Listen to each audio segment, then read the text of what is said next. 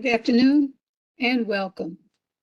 This webinar is a collaboration between the U.S. Department of Veteran Affairs, VA Center for Faith-Based and Neighborhood Partnership, CFBNP, and the Veterans Health Administration, Office of Mental Health and Suicide Prevention. My name is Trulester Pauling. I am the Senior Outreach Specialist in CFBNP. I will be your moderator this afternoon. Everyone's phone has been muted. If you have a question during the presentation today, please type it in the Q&A box on the right of your screen. I will read the questions at the end of the presentation, and the presenter will provide a response. This presentation is not available after this webinar, but a handout will be made available with all the links to the resources Ms. Mells will speak about today. This is a live recording. I would like to thank Ms. Lillie Mells for this collaboration. We are grateful for your time today. But before we get started, I would like to introduce Reverend Conrad Washington, Director of the VA Center for Faith-Based and Neighborhood Partnerships. Reverend Washington retired from the United States Marine Corps with 20 years of active duty service with the combat tour in 2004 in support of Operation Iraqi Freedom II. Reverend Washington is an ordained non-denominational minister in the Christian faith and actively serving. He received his Master's degree of Divinity in Pastoral Studies from Moody Theological Seminary, Master's of Arts in Business Management from the University of Redlands, and a Bachelor of Science degree in Education from Southern Illinois University, Carbondale. Reverend Washington.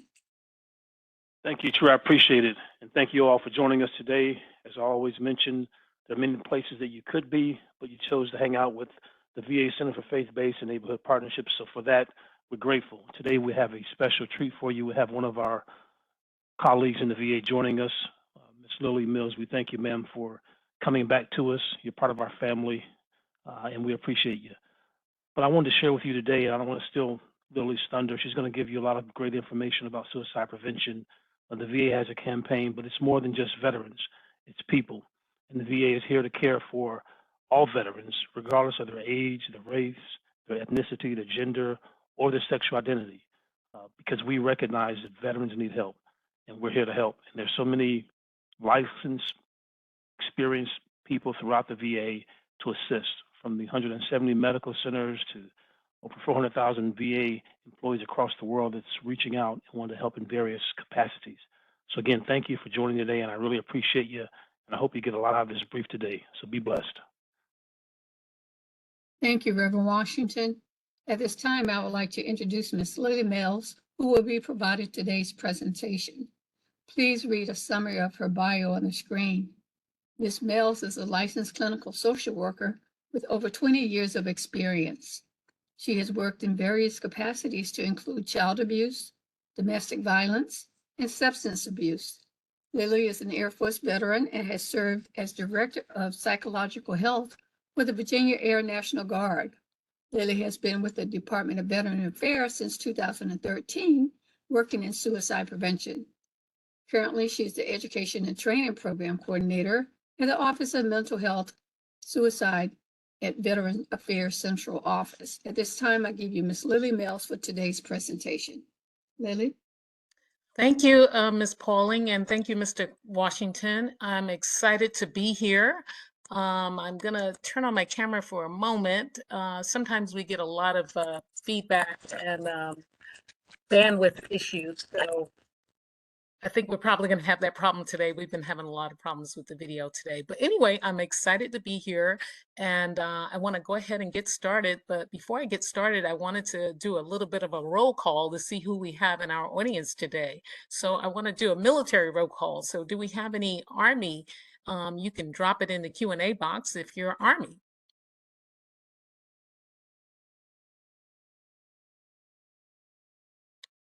Okay. Any Navy? Just drop it in the Q&A box. Want to see who we have on the line today. What about Marines? I know we have a few Marines in the house, so any Marines on the line?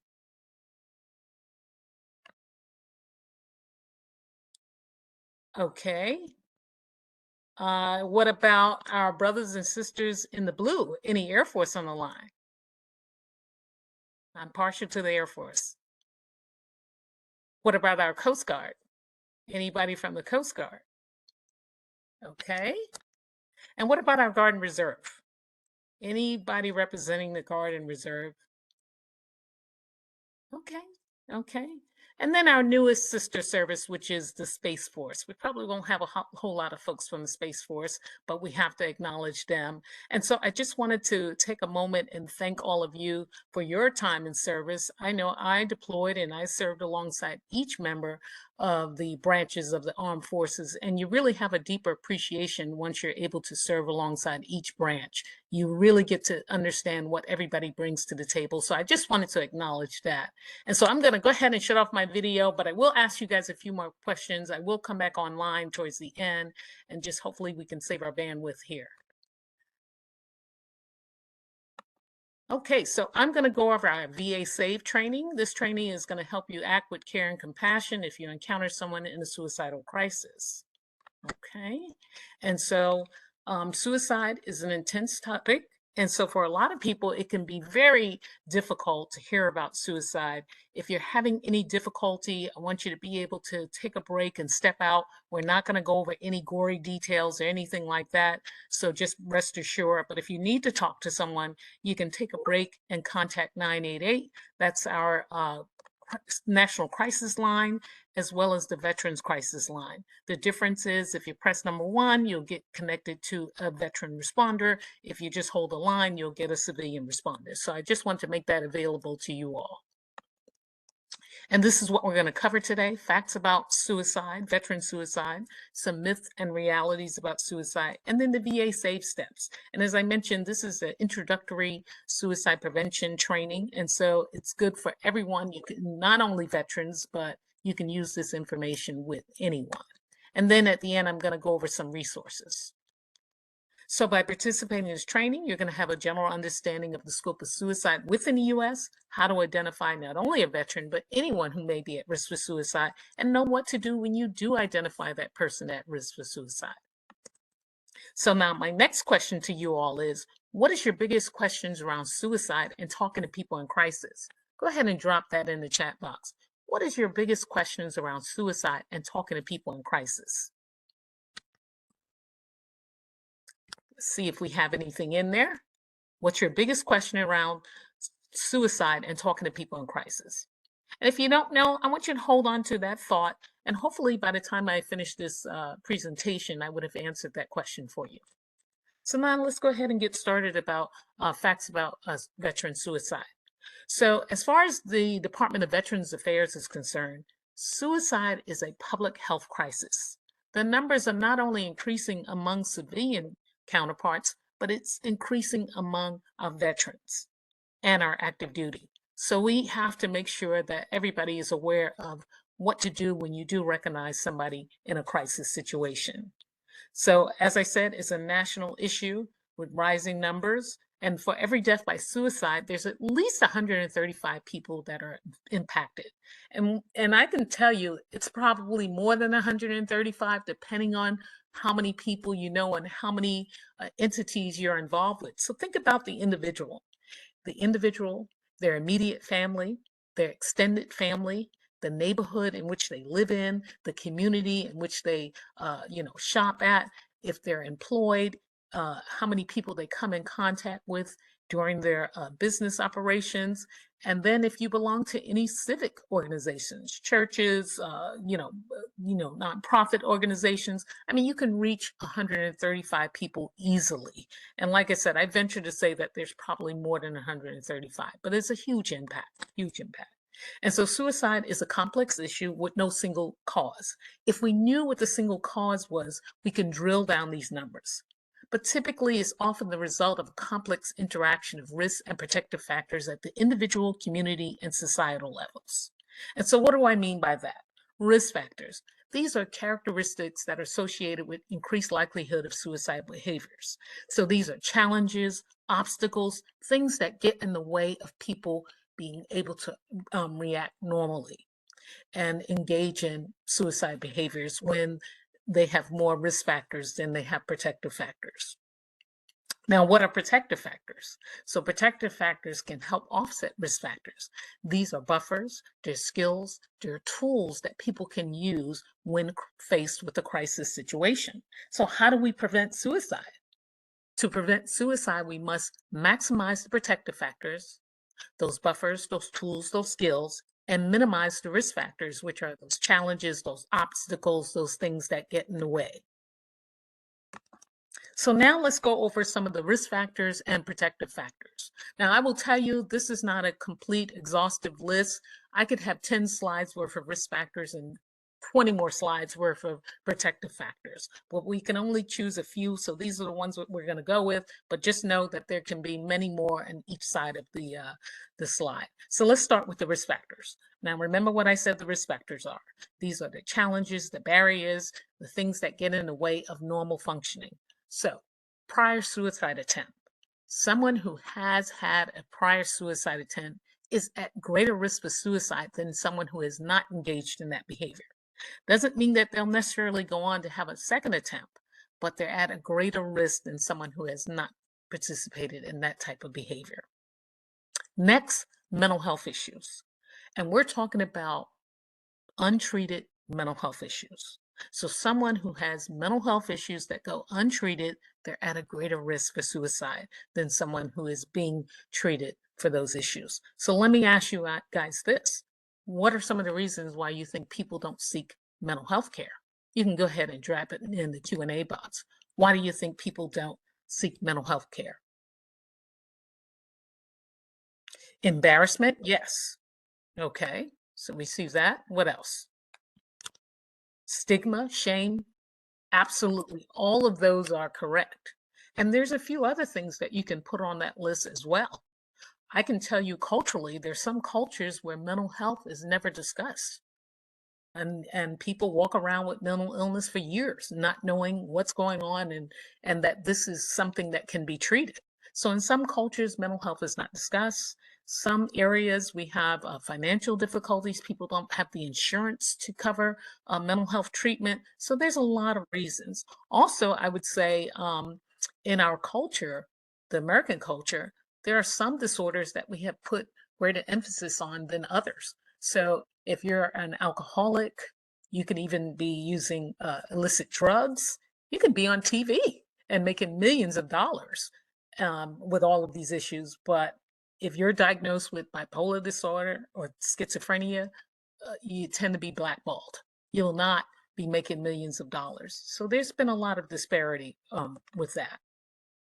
Next, substance abuse. So when we talk about substance abuse, alcohol, drugs, anytime you're ingesting mood-altering substances, it puts you at a greater risk for suicide because your judgment is off, your thinking is off, and people tend to do things they would not necessarily do if they weren't under the influence. So anytime you ingest mood-altering substances, it puts you at greater risk for suicide. Next, access to lethal means. So let me ask you guys another question. I'm going to be asking a lot of questions today. What is the number one lethal means that's being used in terms of suicide? What's the number one lethal means that's being used? Go ahead and put it in the Q&A box. The number one lethal mean that's being used. You see? Yes, our folks get it right. Firearms. Firearms is the number one method that's being used. Okay, there are other lethal methods. I see someone put overdose, suffocation. Those are all lethal methods. However, firearms is the number one method that's being used. And because of that, the VA has foot-stomped its education on firearms, firearm safety, and storage to make sure that our veterans, our family members, and the providers who treat them are well aware of what's going on and how to reduce this. And I'll talk a little bit more about lethal means safety a little bit later. Next on the list is recent loss. So when we talk about recent loss, this could be loss of employment, it could be loss of a loved one, it could be loss of a limb, it could be loss of mobility. Any type of catastrophic loss puts a person at a greater risk for suicide, okay? So when people are experiencing loss, it definitely puts them at a greater risk for suicide.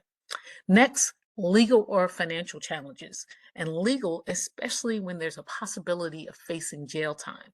So when someone is looking down at the possibility of being incarcerated, it definitely puts them at a greater risk for suicide. Now, I can tell you folks, I was just in New York last weekend for a presentation, and New York is the city I'm from. I'm from New York City, but I will tell you this. There's a jail out there called Rikers Island. The thought of going to Rikers Island would definitely put anyone at risk for suicide. It is just not one of those prisons. I mean, well, no prison is a good place to go. But when you hear places like Rikers Island and San Quentin, I mean, just the immediate thought of that can definitely put that fear into someone. Next, financial challenges. So when we're talking about, somebody going into bankruptcy, foreclosure of their home and things like that, it puts them at a greater risk for suicide as well. Next, relationships. Now, I will tell you, these items that we have listed, they're not in any particular rank order, but I will tell you, relationships is up there at the top. When there are failed relationships, it puts the individual at a greater risk for suicide. And I'm sure many of you have seen on TV or read in the news where someone has a failed relationship and all of a sudden it's a murder suicide. Okay, so those relationships are really strong and they're definitely at the top of the list when it comes to risk factors for suicide. Next, unemployment. So when you're unemployed, it puts you at a risk for suicide because you can't take care of yourself, you can't take care of your family. Some people, as you see next on the list, is homeless. They may even end up in a homeless situation. So those are definitely risk factors that put the individual at greater risk for suicide. Now let's move over to the right side of the screen and talk about our protective factors. So protective factors, again, these are our buffers, our skills, our tools that we can use, especially when we're in a crisis situation. And when people have these things in a package, they tend to do much better than someone who doesn't have those. So first, access to mental health care. So it's just the opposite of not having access. So when someone has access to mental health care, that means that they can receive treatment for those mental health issues. Now, clearly, there are people who are suffering from mental illness and who have suffered from mental illness their entire lives, and they've never had a suicide attempt. So there are people who walk around depressed. Some of it is inherent depression. Some people have anxiety, and they've never had a suicide attempt. But there are some disorders that need to be managed on a regular basis, not only therapy, but in some cases by medication as well. Those disorders are things like schizophrenia, bipolar disorder, psychosis. These all need to be managed by medication and therapy. So clearly, if you have one of those disorders and you're not being followed with treatment and medication, it's going to put you at a greater risk for suicide. Next, sense of connectiveness. Now, when we talk about connectiveness, and I saw all you folks dropping that box, Army and Navy and Air Force. So when you're serving in those branches of the service, you do have a sense of connectiveness because you work on an installation that seems to be pretty safe and secure. Many of us have lived on an installation. And when you live on an installation, I mean, everything you need is practically there. I mean, we have the commissary, this is our grocery store. You have the exchange where you shop for goods and services. You have gas stations. You have auto body shops. You have pools. And in some cases, the Air Force, we have beaches. You have golf courses. I mean, movie theaters. Anything that you could think of is pretty much on the installation. So there's a sense of connectiveness there because it's like a city within a city. I mean, and if you live on the installation, your house, I mean, you pretty much know all of your neighbors. You can let your children go outside without fear that they're going to be snatched. You can leave your door open. I mean, there's just that kind of sense of connectiveness there. And then when you serve, you're serving with a unit, and you know that you're connected with your unit. So there's a sense of connectiveness there. Now, when people retire or separate, they tend to lose part of that. So when you have that sense of connectiveness, it's definitely a positive protective factor. Now, next on the list is problem-solving skills.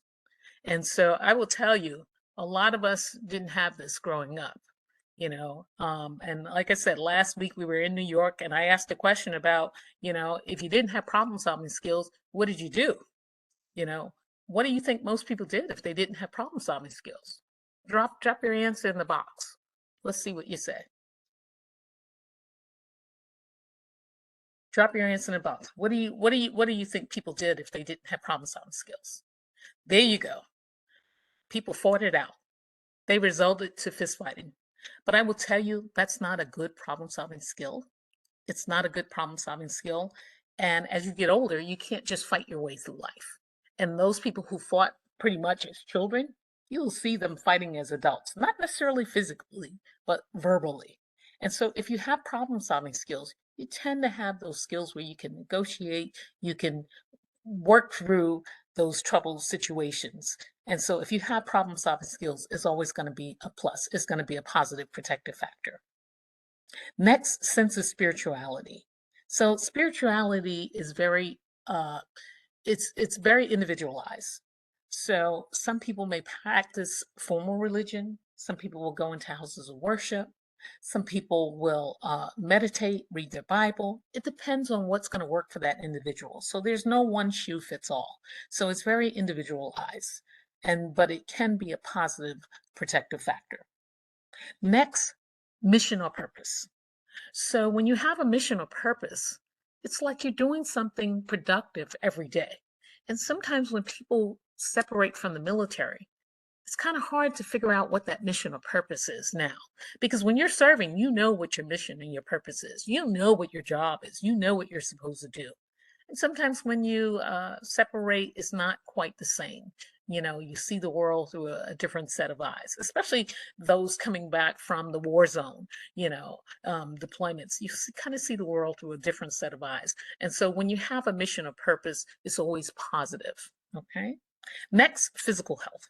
Now, I talked about physical health in terms of, you should not be walking around in pain or with untreated ailments and illnesses. When you're walking around like that, it's not a good position to be in.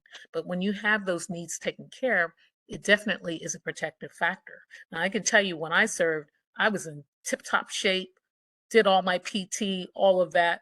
And then when it was time to retire, I want to say no more than 2 weeks out after serving, I had so much pain, I didn't even know why. And because I pushed through a lot of things, I ignored a lot of things, and we really need not to ignore our bodies when they're telling us something is hurting or something is not right. Get those things taken care of. And it's definitely going to put you in a better position when you're taking care of your health. Next, employment. So if you're employed, it's always a positive protective factor in terms of being able to take care of yourself, take care of your family. Just imagine if you came home and you didn't have a job, you didn't have any money, you couldn't pay the rent, you're on the crux of being evicted, you can't feed your children, you can't buy them clothing. That's a difficult position to be in. So when you're gainfully employed, it's definitely a positive protective factor, okay? And then last I have on the list is social and emotional well-being. This is why you need to get involved in things that are going to be beneficial for you. You have to stay away from the negativity. So you have to be involved in things that are going to be worthwhile and that's going to promote you doing better. And so you'll see a lot of veterans, we stay connected with the services. We want to work for government agencies that support military and veterans because we have to stay connected and do something positive in that way. So when you're doing those things, it's definitely a positive protective factor. Okay, now, as I said earlier, I'm going to talk about access to lethal means as a risk factor. So we already said that firearms is the #1 method that's being used. So look at this chart that we have here. Now, these numbers are from 2023. But if you look at the number of persons, the percentage of persons that are using firearms, look at the veterans. Over 72% are using firearms as a method. All of the other methods combined don't even come close. Okay, so you look at poisoning, suffocation, and then there's a box for other. Other can be a variety of things. It could be ramming your vehicle into a fixed object, jumping from a height, but they don't even come close to firearms. And then we look at the non-veteran side, and it's the same thing. Over 52% of non-veterans are using firearms as a means of suicide. And the other categories don't even come close. They don't even come close. So this is why the VA has had to foot stomp its education on lethal means safety, and storage. And we have educated not only the veteran, but the provider and the family members. And so that has been positive to be able to do that. So what does lethal mean safety? So in the context of suicide prevention, safe storage of lethal means is any action that builds in time and space between a person with the thought of suicide and the method. So I'm going to repeat that. Any action that builds in time and space between a person with a thought of suicide and a suicide method.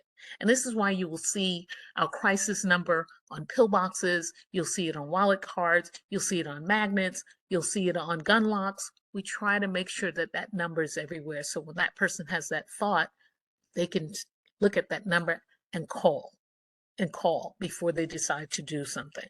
Okay. And effective lethal means safety education and counseling is collaborative and veteran centered.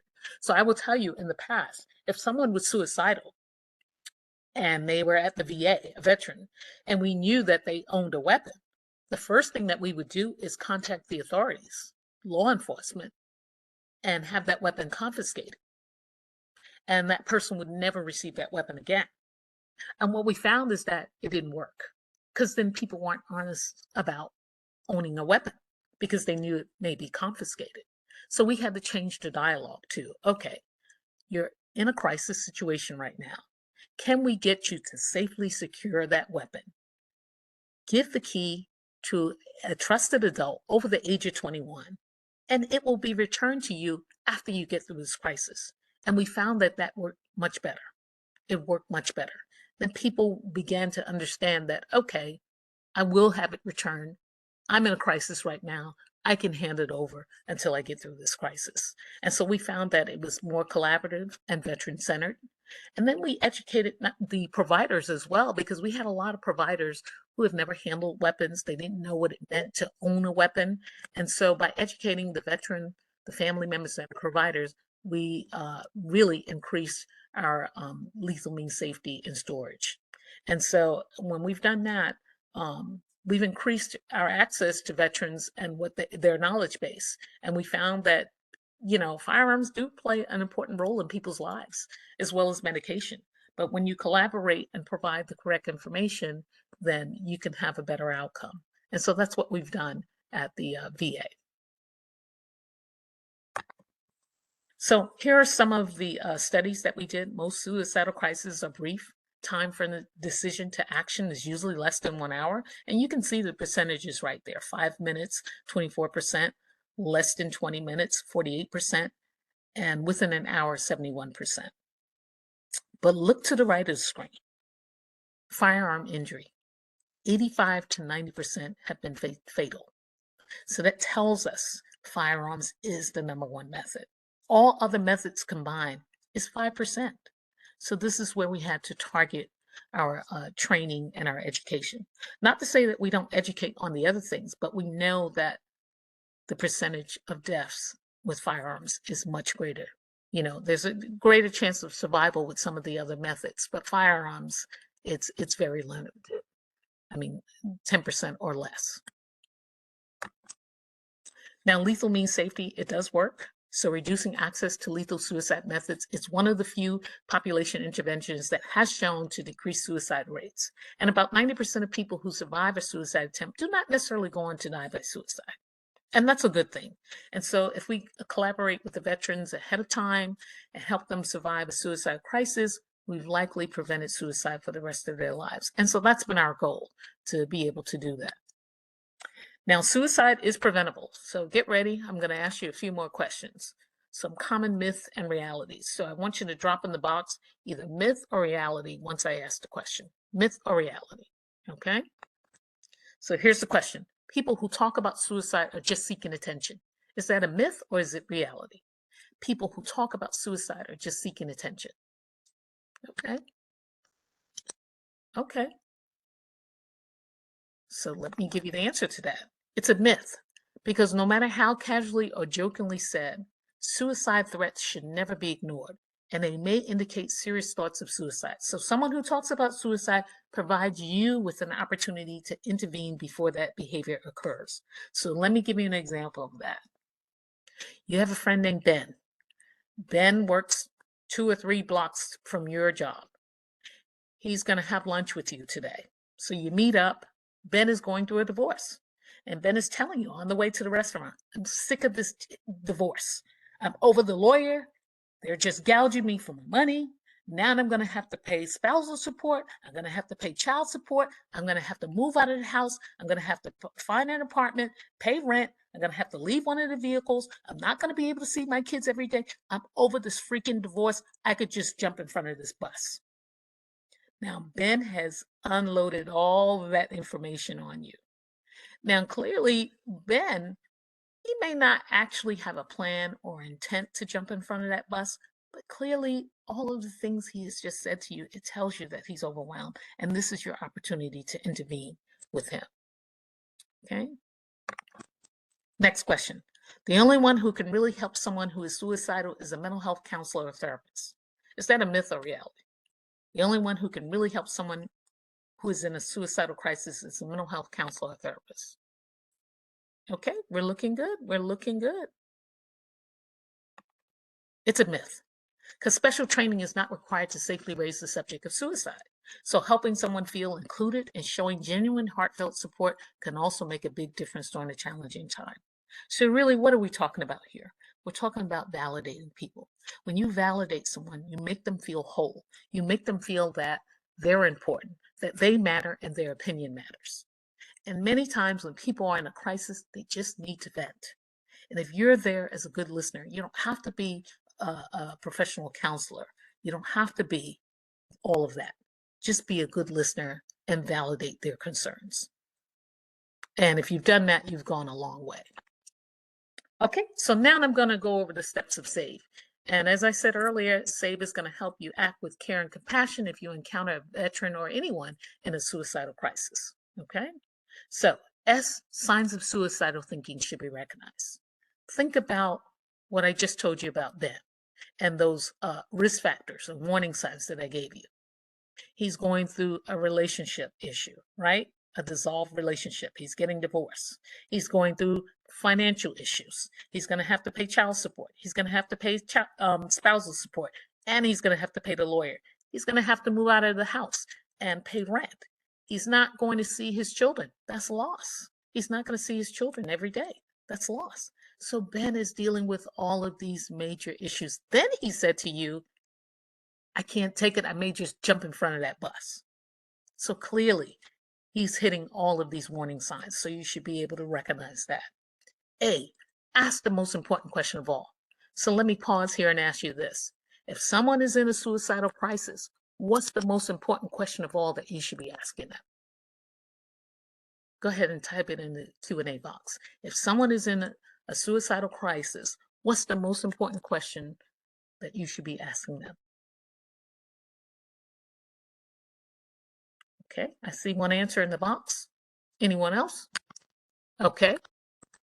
Okay, so now this is what I'm going to do. I'm going to pause on that answer, and I'm going to go down to the next acronyms, and when we get back to the answer, I'll let you know. So next one is validate that person's experience. Remember what I said about validation. When you validate someone, you make them feel whole. You make them feel like they're important, that they matter, and their opinions matter. Next, E, encourage treatment and expedite getting help. This is what you want to be able to do. You want to recognize those warning signs, validate that person, encourage treatment, and expedite getting help. Okay? Now let's start with the signs of suicidal thinking. Learn how to recognize these warning signs. Now think about that scenario about Ben. He seems hopeless about his situation, feeling like there's no way out. Okay? Anxiety. Now, you all know what anxiety is. It's that feeling of nervousness, something's about to happen, not sure who, not sure what, not sure when. Some people have physical symptoms, some people feel nauseated, some people have racing heart rate, and some people have a full-blown panic attack, okay? But it's not a good feeling. Agitation, sleeplessness, or mood swings, feeling like there's no reason to live, rage or anger. And one thing we know about rage and anger, it's a mask, usually for other mental health issues. We know that rage and anger for many people, it's a learned behavior. They learn it very early on and they just use it as a mask for other things. But when you peel back the layers of rage and anger, you can usually find anxiety or depression or maybe even PTSD. Okay. Next, engaging in risky activities without thinking. And so this could be a variety of things. We have seen people go on a rampage, unprotected sex, if they have been diagnosed HIV positive, and these are risky activities. We have seen people driving motorcycles at high rates of speed, in and out of traffic, no helmet, no protective gear. Okay. And so when you see these kind of things, you're wondering, is that person, acting out? Are they suicidal? Okay. Increasing alcohol and drug use. Remember, drugs and alcohol. Anytime you ingest a mood-altering substance, it puts you at greater risk for suicide. And then withdrawing from family and friends.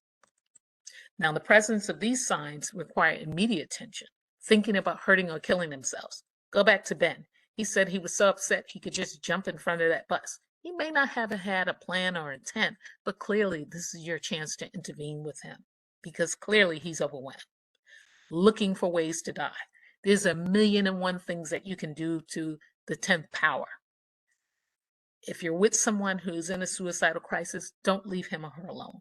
An empty room is not an empty room. We have seen people do all sorts of things when we thought they were in an empty room. Think about this. People on inpatient psychiatric wards have made suicide attempts. So clearly, you can use anything. And these are pretty sanitized wards with no things from the outside. So anything can be used. Talking about death, dying, or suicide. Go back to Ben. Talking about jumping in front of the bus. Self-destructive or risk-taking behavior, especially when it involves alcohol, drugs, and weapons.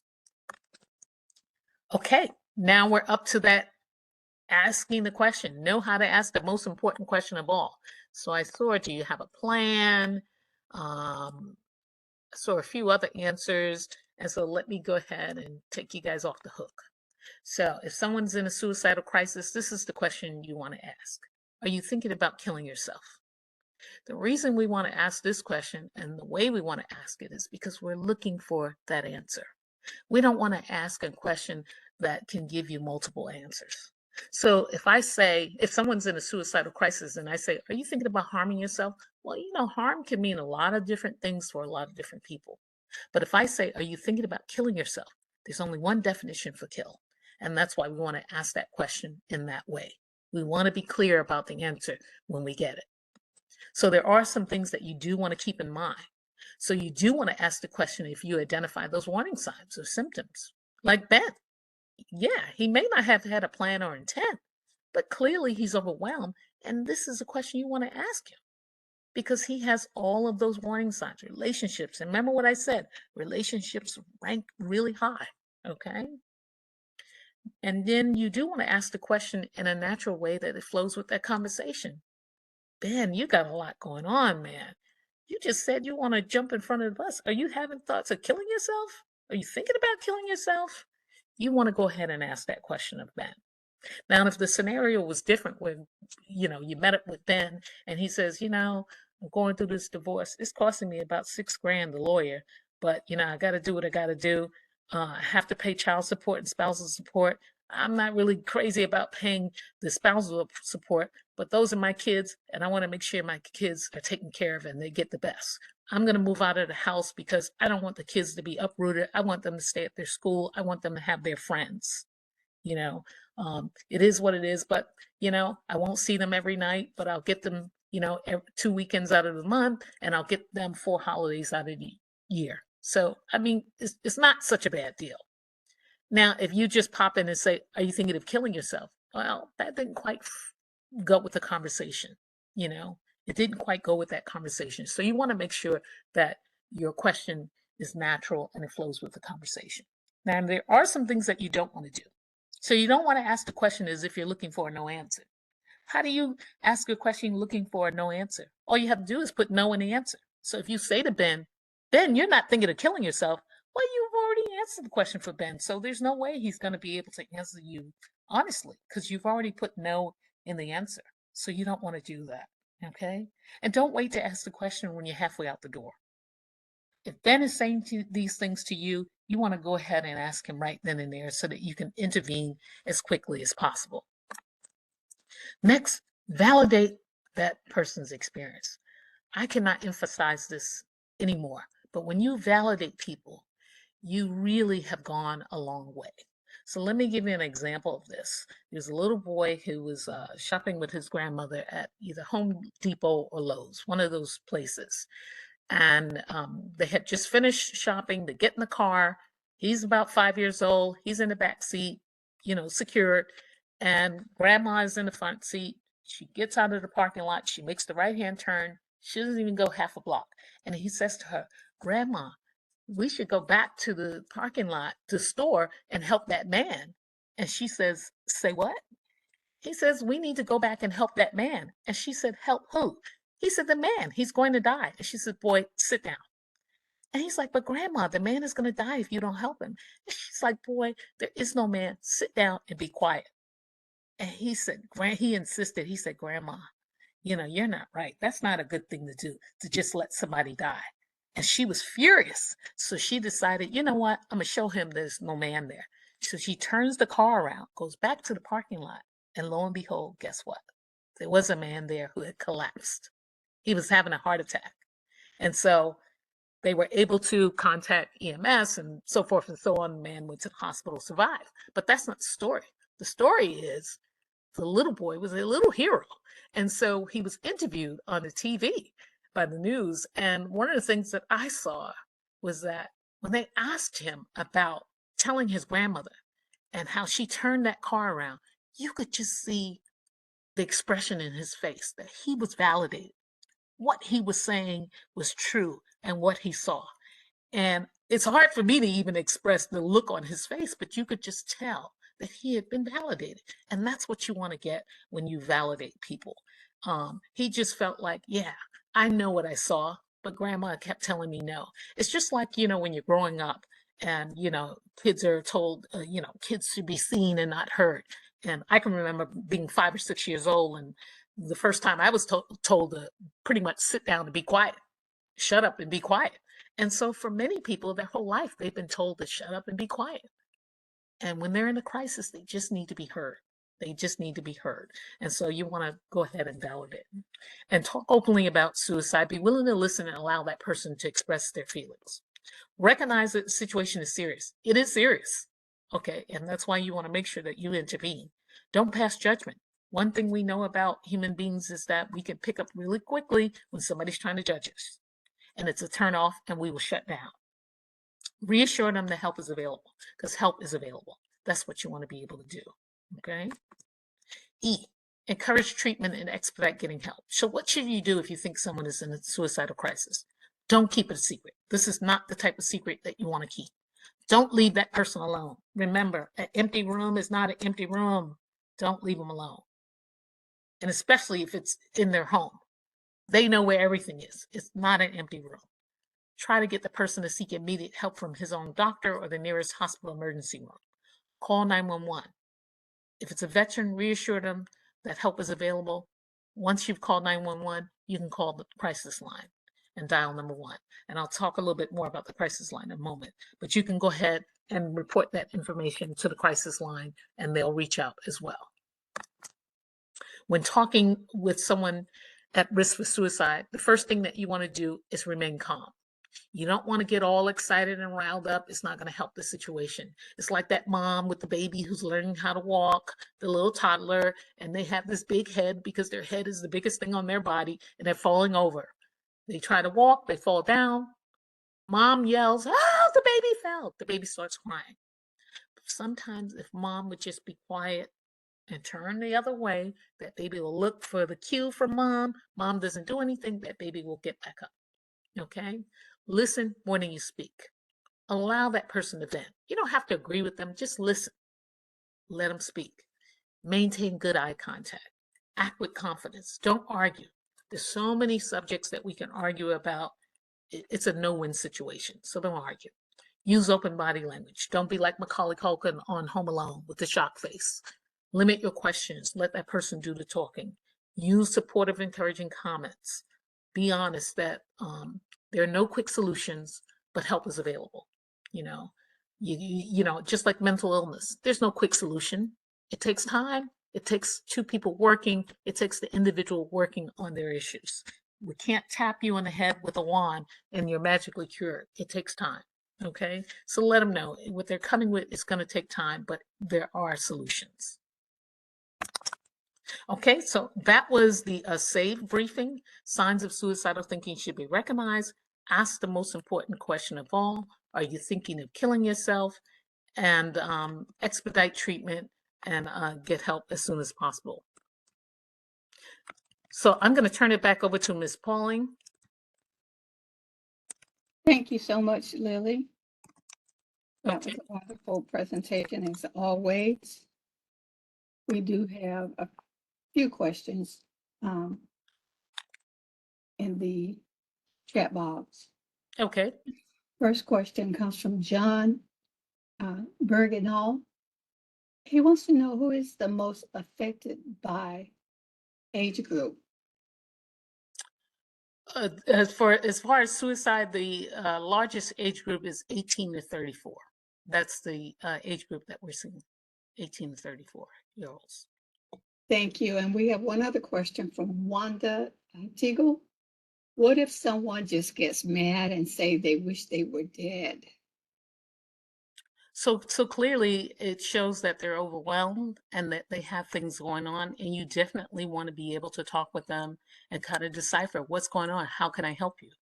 If they're saying they want to be dead. And you can also ask them, are you thinking about killing yourself? If they're making that type of statement about death and dying, you definitely want to ask that question. Thank you so much. I don't see any more questions in the Q&A box right now, Lillie. To our audience, if you want to reach out to our presenter for today, please see her point of contact on the screen here. We'll also have our team from Center for Faith-Based point of contact information on the screen as well. You can reach out to us if you have any additional questions at this time.